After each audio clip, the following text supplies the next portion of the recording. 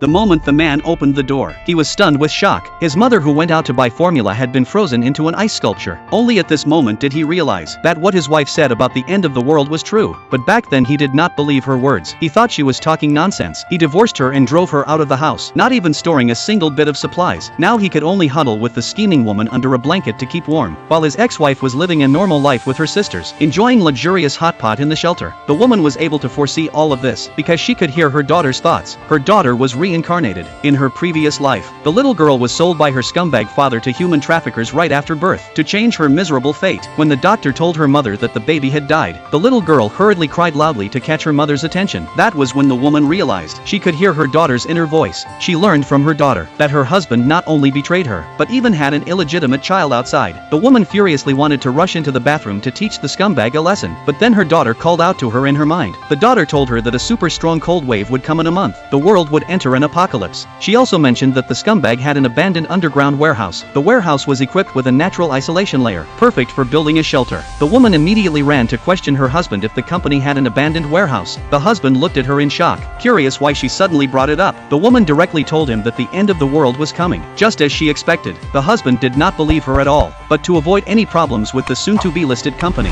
he readily agreed to give her the warehouse. Little did he know he would regret today's decision for the rest of his life.